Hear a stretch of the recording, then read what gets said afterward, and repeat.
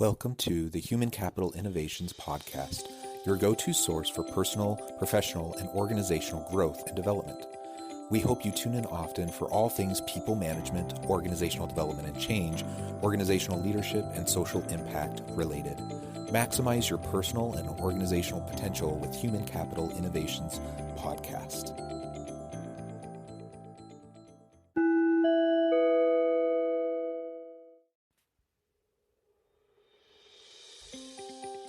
Welcome to the Human Capital Innovations Podcast. In this HCI podcast episode, I share my recent guest lecture with the faculty and students at ILMA University in Stanford, titled Virtual Leadership, Skillsets and Mindsets for the Future of Work.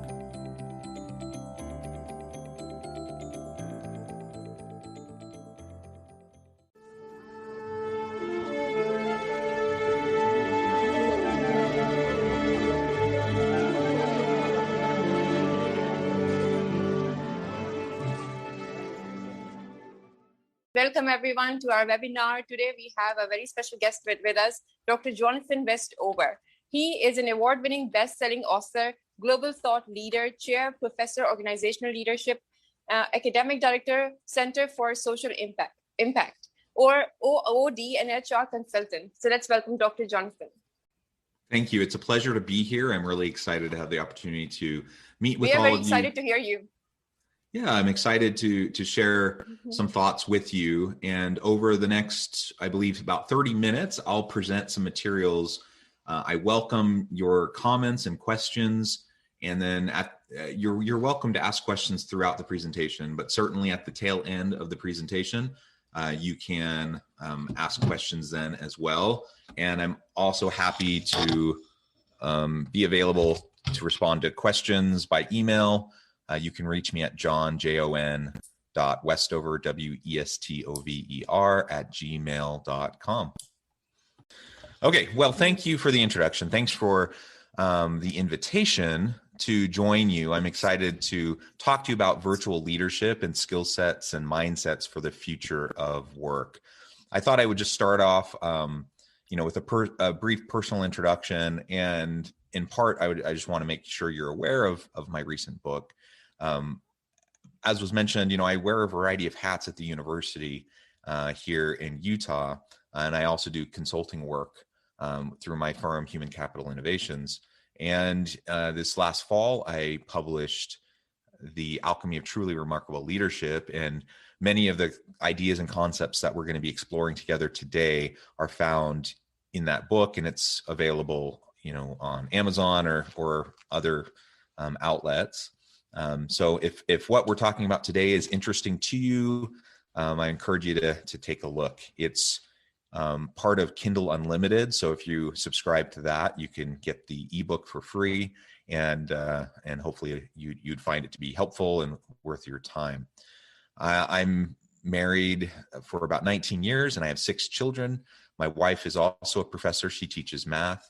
And my youngest child is 7. My oldest child is 17. So we have a full household and a lot of fun and excitement, especially during this COVID year, where we've all been schooling and working from home. So it's been truly an adventure. And I suspect that many of you can relate to that kind of a situation. And in part, that's going to be what we're discussing together today. So first, I wanted to explain why I chose the word alchemy for the title of my book. And I think it relates back to the topic for today as well. I don't know if that's a term you're familiar with, but the idea of alchemy is that it was the forerunner back in the Middle Ages of chemistry, this mixture of arts, speculative philosophy, and the physical sciences. So prior to more scientific understanding, we didn't fully have a grasp on the physical world. There's kind of this mixture of the magical mindset and worldview, along with some elements of science, along with intuition and speculation and philosophy. And I believe all of that comes together towards this idea of creating something greater than what you started with.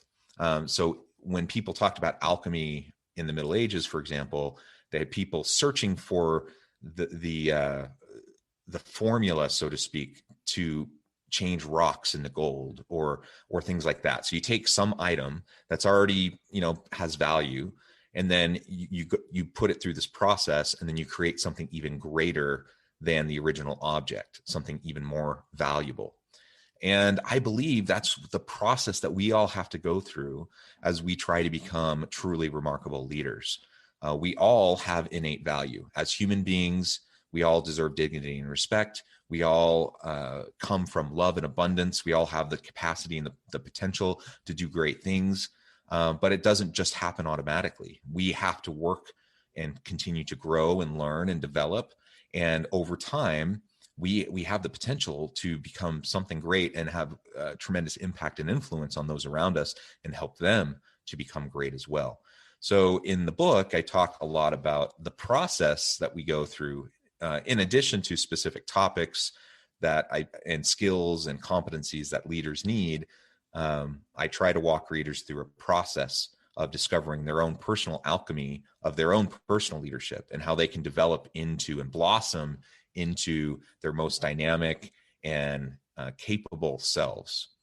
And I would encourage you to just consider that term and consider how it might relate back to you and what it might mean for you as you go forward in life, trying to develop into your full potential. Now, just to start things off, I wanted to frame this. The title of the presentation today, is related to remote work and skill sets and mindsets around being able to work in a virtual world. Now, we know that for a long time, there have been dramatic shifts in the nature of work. And there's been many technological innovations influencing those shifting working conditions. Many people consider that we're currently in what is called the fourth wave of the Industrial Revolution, or Industrial Revolution 4.0. So starting back with the initial wave of the Industrial Revolution, we saw new technologies, new machinery being produced that was able to do some of the tedious work that human workers had done previously. And of course, through that process, we gained this new equipment, this new technology, and it displaced workers, right? So some people, their trades, their crafts, what they had done for work and employment previously could now be done much more easily by a machine. And so they had to find other means of work. But it also opened up many new avenues for work, and new jobs and new skills became required. We've seen that every stage as we've gone through the last couple hundred years through these different waves of the Industrial Revolution, as new technologies disrupt the labor market, disrupt the world of work, and ultimately end up displacing some workers and some tasks and some types of skills, but also open the doors to entirely new arenas that perhaps we never even considered before or conceived of.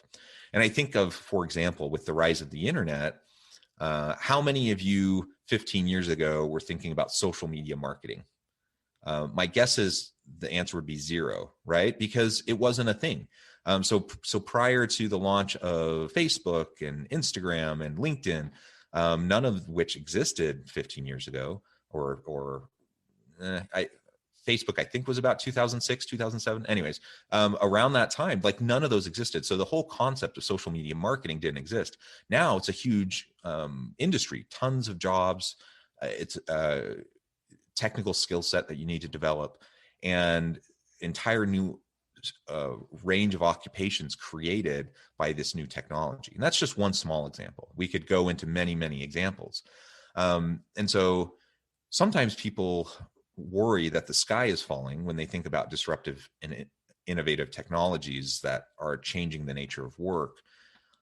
And I understand that, because people don't like change and people don't like disruption, and they want it to have a sense of certainty and safety. And when they're forced to adapt, that can make you nervous. So I understand that, but we don't need to fear that the sky is falling. In fact, these new disruptive technologies are opening the door to endless new possibilities. So that's something that I I really value and I'm excited about as I think about the future of work coming in the next 10, 20 plus years. Also consider how things have shifted over the last, let's say the last 50, 30 years.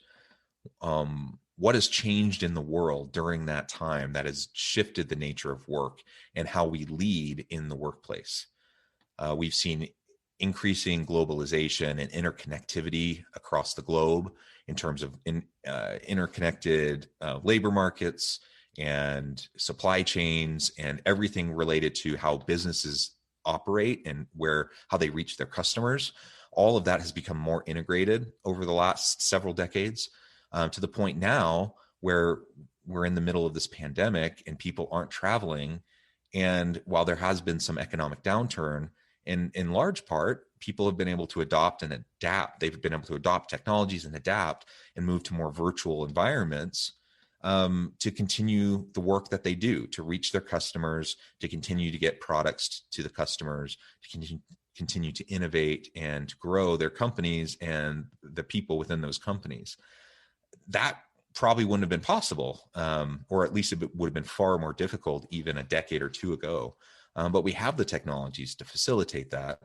And so in many ways, the pandemic has been an accelerant. It has been a catalyst to move us even faster into the future of work, and forcing companies to either die or adapt and adopt these technologies in order to maintain a competitive advantage.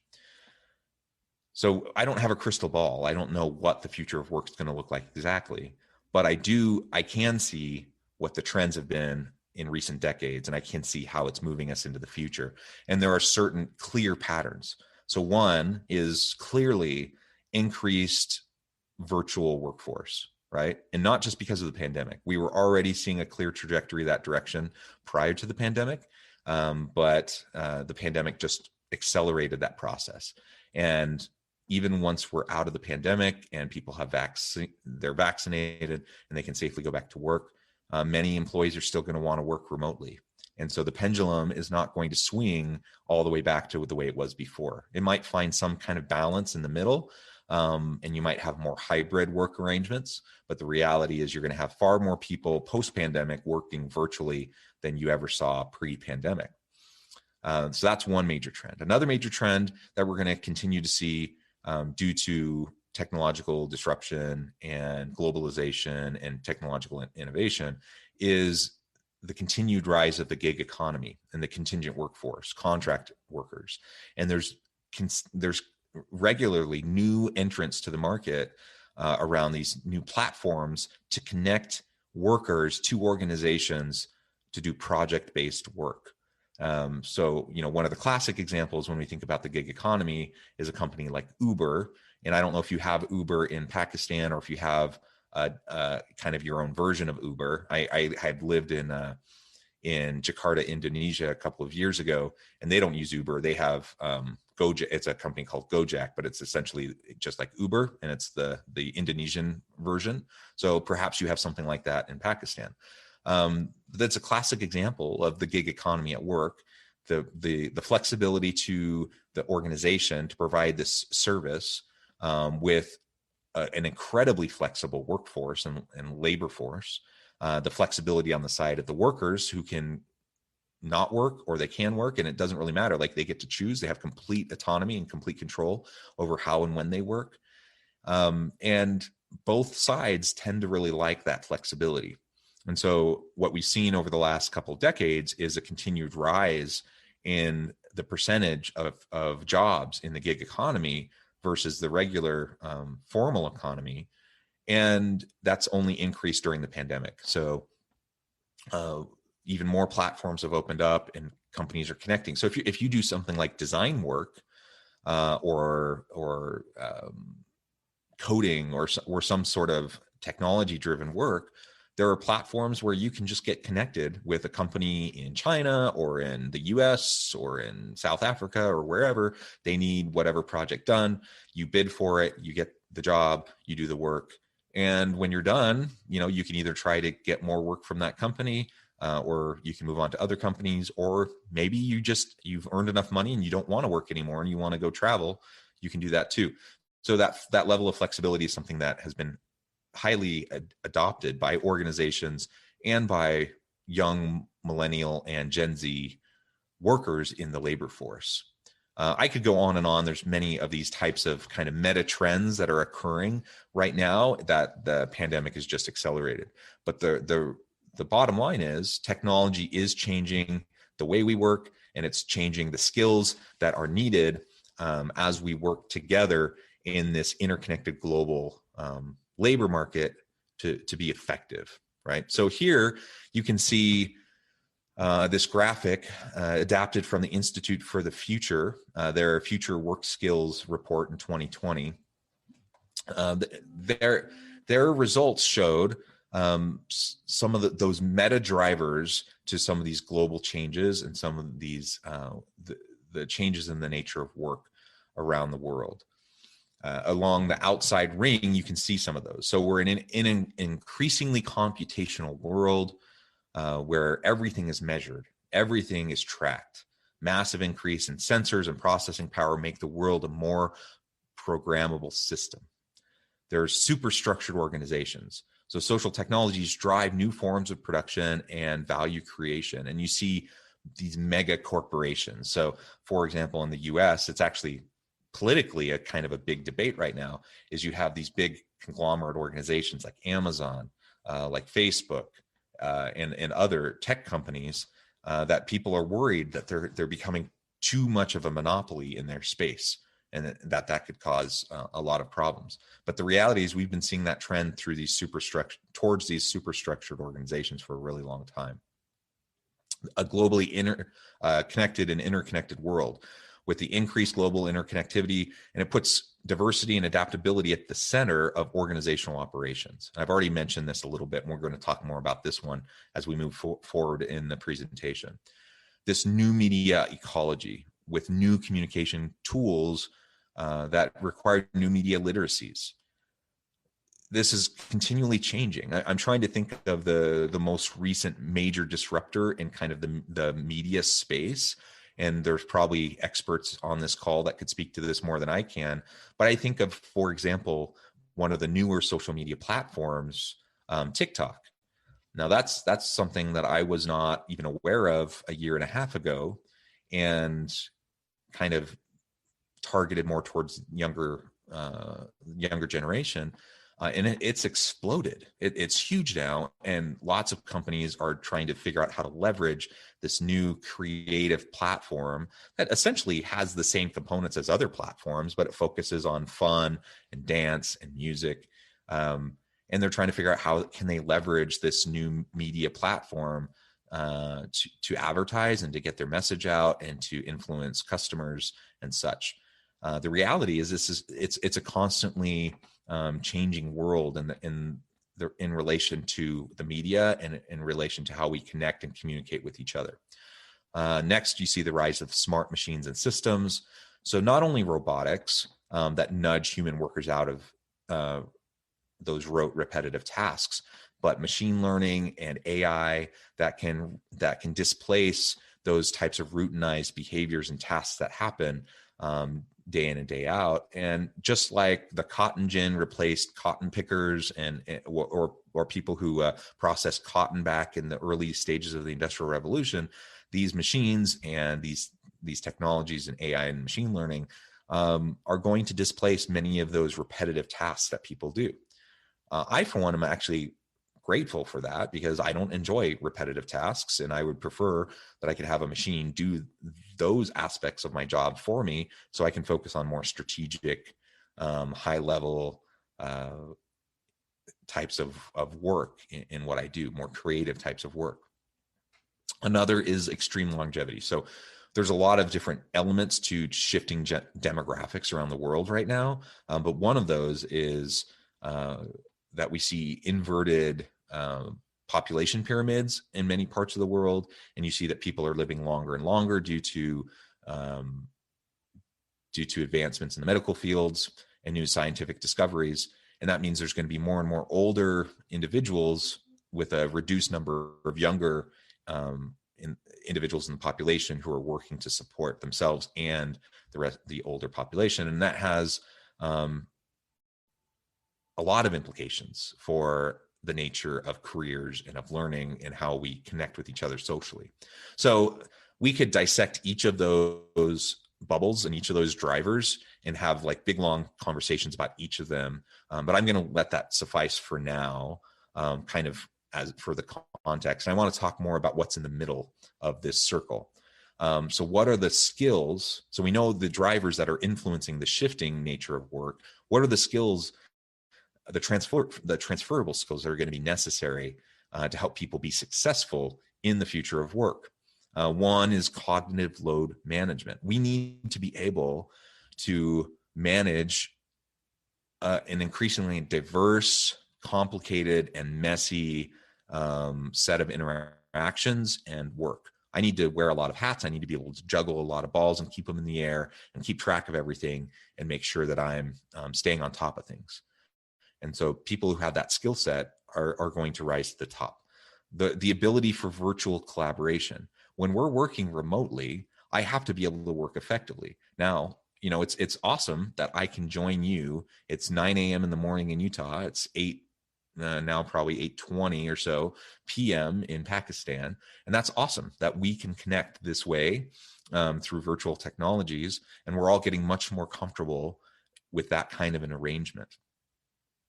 But it's not just the technology and it's not just the ability for us to get synced up like this. How can we work closely together? How can we work collaboratively to drive new strategic thinking and innovation within our organization? And that's a skill that needs to be developed. And so the geographic barriers to our ability to do work have completely broken down. I don't need to collaborate primarily with people who live right near me or around me. I literally can work, have a cross-functional, cross-national team of people like you from Pakistan and other people in China and people in South America and in Africa and Europe. And like we could have this super diverse team all brought together via technology. The only real constraint is the time difference, so that we're not making anyone, get up in the middle of the night to have a conversation.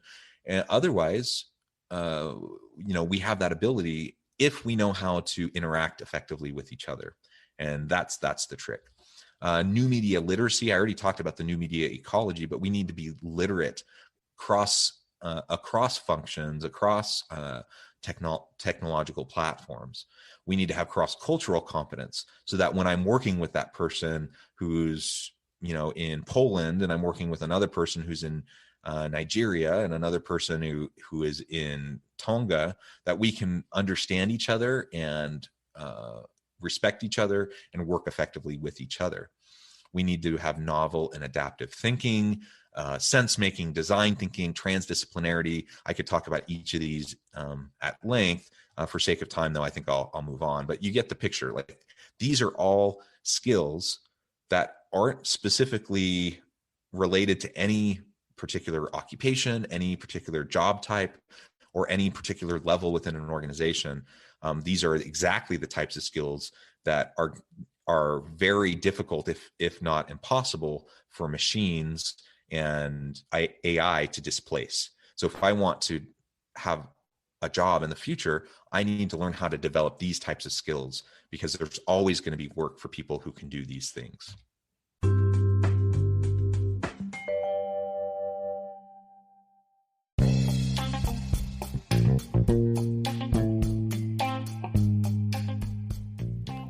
I'm excited to announce the publication of my new book from HCI Press, The Alchemy of Truly Remarkable Leadership: Ordinary, Everyday Actions that Produce Extraordinary Results.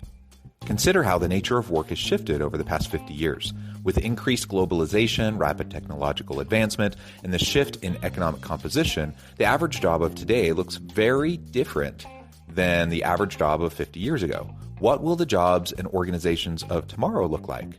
Moreover, what does this all mean for organizational leaders? What are the core competencies and capabilities of organizations and their leadership that are prepared for continued disruption and geopolitical and socioeconomic shifts?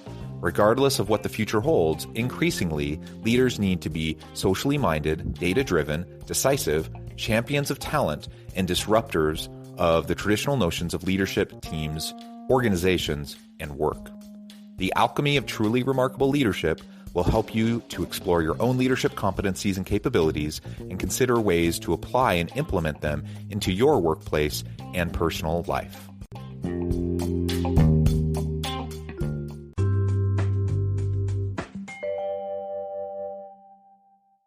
And I want to talk about a couple of proverbs really quick. I've lived and spent a lot of time in Asian countries. I lived in South Korea for about 2.5 years and learned a lot about the culture and the language while I lived there. And one of the things I learned very quickly is that they have these interesting idioms or proverbs that teach really important lessons. And so the older generation would teach these to the children, and these life lessons would stick with them throughout their life and help them develop. One of those is this idea of chulam jie, means bluer than indigo. And indigo is this deep, vibrant blue, what people call the bluest of blues. So here in this picture, for example, you see this kind of indigo color, this vibrant blue. In Asian cultures, there's a lot of deference given to those who are older, those who are in positions of authority, those who are teachers, and the younger generation is expected to look up to the elders, right? The people who came before them. And the idea behind bluer than indigo is that if I'm looking towards, say, my teacher, and they're indigo, they are the bluest of blues, they're the most remarkable of remarkable. The true mark of a great leader or of a great teacher is to help their pupil, to help those that they lead to become bluer than indigo or greater than themselves, to surpass themselves in their capacities and capabilities. That flies in the face of how many people lead their organizations, especially in Western societies. Many leaders see themselves as they have to have kind of a strong leadership style. They have to get people to kind of bow to them, so to speak, like really put themselves below, like the leader puts themselves above their people, and they exert their power and their control and their influence over their people. This is a completely different mindset. This is a mindset where I recognize the potential of my people. I recognize the potential of my pupils, the people I teach and lead, and I'm going to do everything I can to help them to develop, to fulfill their potential, to maximize their capacities and their capabilities. And I love this. I think this is at the heart of what good leadership is all about. Another proverb is umur ane geguri. This one means frog in a well. Now, a frog at the bottom of a well, if you can imagine, if you were a frog at the bottom of a well, you look up and you only see the small pillar of sky above you. There's only a little bit of light. So at the bottom of this well, your view of the world is very limited. It's dark, it's wet, it's cold. There's probably not a lot of options in terms of things to do, things to eat. But on the other hand, you're also safe. There's probably no predators down there that are going to try to get you. And the reality is we are all like frogs at the bottom of a well in one way or another. We all are born in our own wells, so to speak, our own cultures, our own contexts with social norms, values that we are taught. And so all of this shapes the way we view the world. And all of us have a limited view of the world through our upbringings. And that's not to say that there's anything wrong with those values that we're taught or how we're socialized, but just by the nature of us growing up in a particular society, in a particular family, we do have limited views as children. As we get older, we learn, we grow, we interact with other people who are different than us, and it's like we start to rise out of the well. We start to climb up the wall, and we get closer to the top. Eventually, we get to the top of that well, and we look out. And for the first time, we see the expanse of the sky. We see the landscape. We see all of the varieties of animals, water, mountains, streams, beaches, like there's all these different things that we had no idea that even existed when we were at the bottom of this well. Some people embrace that. They get excited because they see, wow, like there's so much diversity in the world. And they're excited by that. But other people get scared by that because they start to realize that it's not as safe, perhaps, as they thought it was when they were at the bottom of the well, because now there's predators. There's a lot of unknowns. They knew every inch of that well. They understood. They had certainty around their life experience. Once you get out of the well, though, there's lots to explore. There's lots of new things to learn. There's a lot of things you just don't know. And you're going to interact with people who come from completely different backgrounds than you. There's all these other frogs that have been in all these other wells, who had their own upbringings, who you're going to have a challenge relating to. So some people kind of revert back into the well. They decide, no, I don't want to go out, and they climb back into their well. And that's kind of like sinking back into your dogma and your ideologies. Others look around and they notice, hey, there's all these other wells dotting the landscape, that my well's not the only well. There's actually thousands of wells. And they see other little frogs peeking their heads out of the wells across the landscape. And so they decide they want to go explore. They want to go look at these other wells. And they find another well that looks comfortable to them, and they end up going into that well. And that's kind of like trading ideologies for ideologies. So sometimes people will change religious beliefs, and they'll go from one kind of dogmatic set of religious beliefs and end up trading it for another dogmatic set of religious beliefs. Or sometimes same thing with political beliefs, economic attitudes and beliefs. Any ideology can represent this well. And there's nothing wrong with having core values and beliefs, but there is something that's dangerous about being so completely guided by our ideology that we want to tune out everything else and basically act as if it doesn't exist, act as if our way is the only way, our way is the only right way. And in an increasingly interconnected world, we need people, like one of the primary skill sets we need for people in a remote workforce is for people to be able to work effectively with others from dramatically different backgrounds. We need them to truly value and treat with dignity and respect those who have completely different understandings of the world, different cultures, different upbringings, different backgrounds. And this brings us into this idea of, I'm sure what you've talked a lot about in the past in other classes or with other guest speakers, this idea of diversity, equity, inclusion, and belonging. On the left side of the screen, you see the diversity wheel, and you can see in the center, there's really obvious forms of diversity like gender difference, physical and mental ability, age, race, ethnicity. But as you start to go into the outer rings, there are aspects of difference that are harder to see on the surface. Like you don't really know about it until you get to know the person.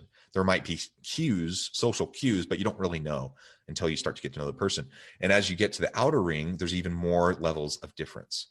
What we need to be able to do is create a safe work environment with our teams and increasingly diverse and global teams so that everyone feels like they have an opportunity to be represented, that they're treated consistently and fairly, that their thoughts, ideas, and perspectives matter and are valued, and ultimately that the organization engages everyone to maximize that full potential of individuals where innovation thrives and views, beliefs, and values are fully integrated.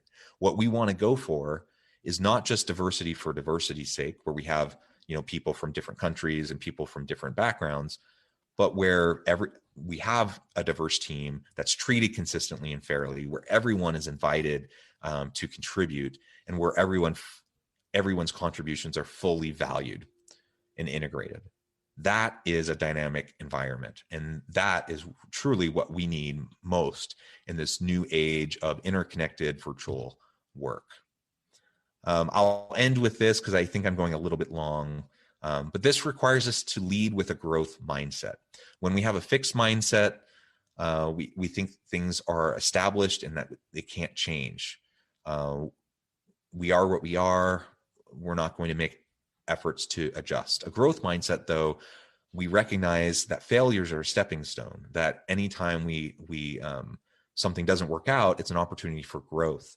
And even regardless of whatever our background may be, whatever disadvantages we may have had in our past, that we can take control of our future, and we can develop and grow and learn and surround ourselves with like-minded people who also will be committed to our growth and development, and we can become who we want to become. And ideally, if we as leaders, if we can model that mindset for our people, and then help them to adopt that mindset, our teams are going to thrive. So this, I guess I'll end here. Questions for organizational leaders. What does this all mean in an increasingly diverse, messy, complex, interconnected global marketplace? How are organizational leaders going to be able to lead effective organizations and lead their people effectively, and particularly when you have these virtual teams? What are the core competencies of organizations that are prepared for these disruptive technological disruptions? What does this mean for organizational budgets and technical footprints? Whose role is it in the corporation or in governments to be the futurists, to think about all of these things and try to start moving the ball forward? What are the new professional competencies of the future virtual worker? How quickly can organizations recruit and pivot roles that were not previously in the company? And should new employee skills, competencies, and capabilities be built, borrowed, or bought? These are just a few of the questions. We could come up with a lot more. There are so many important questions for organizational leaders to consider as we move into the future of virtual work. With that, I think I went a little bit long. I want to make sure I give you plenty of time for questions. Like I said at the beginning, if you don't have a chance to ask your question now, feel free to email me at john.westover@gmail.com. You can also connect with me on LinkedIn at Jonathan Westover on LinkedIn. If you search Jonathan Westover, I'll pop right up. Thank you very much, Jonathan. Yes, any questions? Okay. Hello, Jonathan. Thank you so much for being here and accepting my invitation from Alma University. Thanks a lot for your precious time and support. My question is to you. How can a leader design his workforce lively? What major hurdles he can face while shaping his workforce?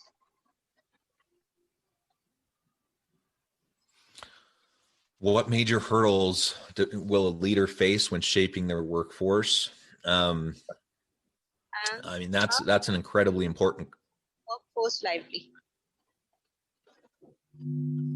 Sorry, what was that last part? How can a leader design his workforce lively?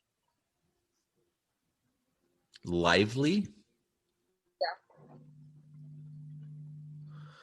Yeah, so we want a motivated and engaged workforce. And if I'm trying as a leader to create that kind of a dynamic culture, there are definitely some major hurdles that I need to get over, or landmines that I need to avoid. I think that the number one most important thing that we need to be doing as leaders is to create a genuinely safe environment for people to create and innovate. And part of the creative and innovative process is that people are going to have setbacks, that people, like, not everything that I do is going to work. And so I need to, as a leader, if I want my people to be motivated and I want them to be engaged in the work, I want them to be excited about coming to work every day, I want them to feel like they have meaning and purpose in their work, then I need to encourage creativity and innovation, give them the opportunity to do, what they do best and leverage their expertise every day. And then I need to make it safe for them to try things that don't work, as long as they're continually learning.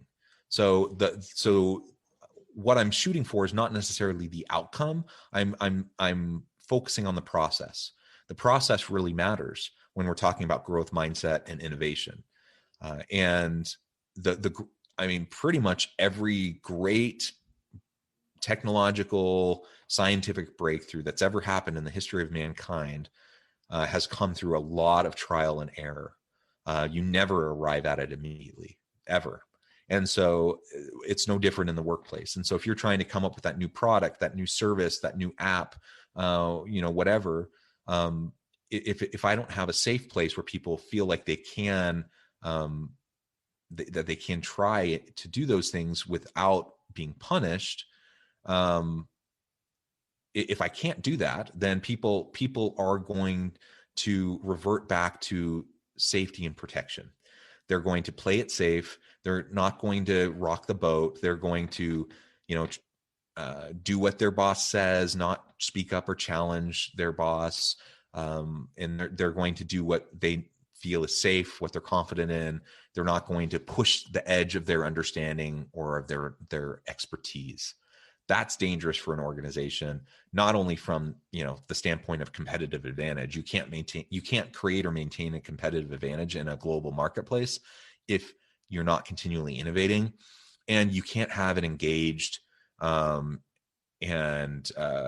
innovative and happy workforce if people don't feel like they are safe to try new things. So that's my first thought. I'm not sure if that gets exactly to your question, but that's one of the major things that I think needs to be on the radar of every leader today.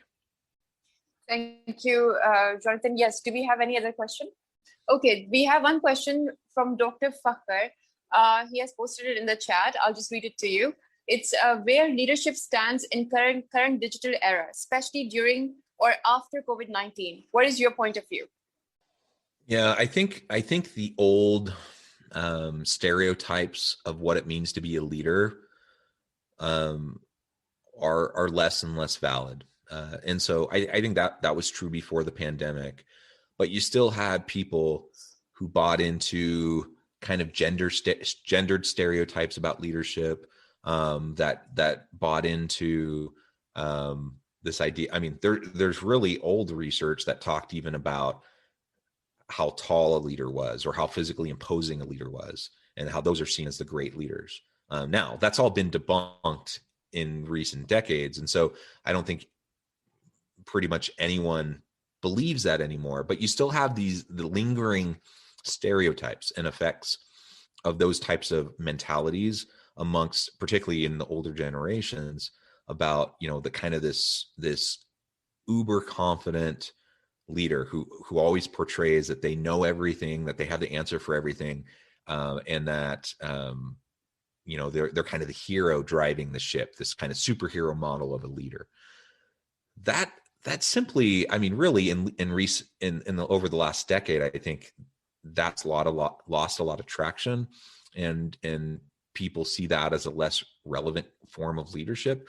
But certainly, as we've gone through the pandemic, it's shown a light on the limitations of that kind of an approach. There are times that you need a really strong, powerful, confident person to step in a time of crisis, to lead people or an organization. But what we've also seen during the pandemic is that a time of crisis also requires flexibility. It requires genuine empathy, the ability to relate to your people, to be transparent and communicate openly. And those aren't the types of characteristics that you typically think about with this old paradigm of leadership. So coming out of the pandemic, what I think we've really learned, for anyone who's kind of resisting this mindset shift around leadership, I think what pretty much everyone has learned at this point is that we need to adopt a new way. We need to get rid of old paradigms and gendered stereotypes. We need to get rid of our old assumptions around leadership. And we need to look towards individuals who have emotional intelligence, who can genuinely and authentically connect with their people, show empathy, who can be servant leaders, and ultimately who can be there to support and sustain their people. Leaders who have done that during the pandemic have been very successful. Leaders who haven't done that during the pandemic, largely those organizations have failed. And so I think ultimately that's probably one of the bigger lessons that we've seen come out of this pandemic environment. So thank you very much, Jonathan, for being with us. It was a pleasure to have you. And I would just say, I was listening to the whole presentation very attentively, and it was so interesting. I really, really enjoyed it. And especially when you spoke about Thank the you for frog at the bottom of the well. That was like, it was like I could see that all around us. And I'm like, people should spread their wings, try to explore new horizons. This is so important. Yeah, thank you. Thank you for the invitation. It's been a real pleasure joining all of you. Like I said, feel free to reach out, connect on LinkedIn, and I would love to continue the conversation. And I hope everyone has a great evening. It was just great, and it was our pleasure to have you with us today. And I hope to see you again sometime.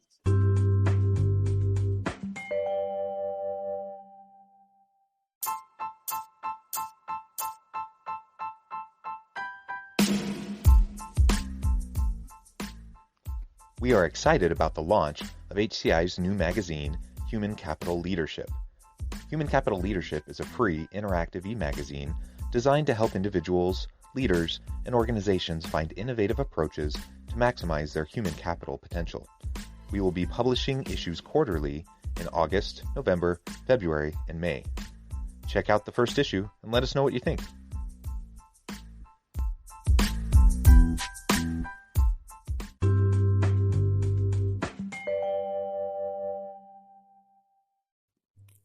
Thanks again for joining us for this episode of the Human Capital Innovations Podcast. I hope you stay healthy and safe and that you have a great week.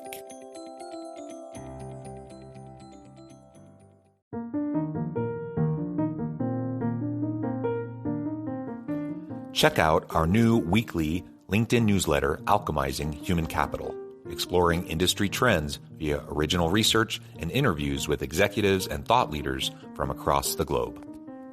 We look forward to having you join us.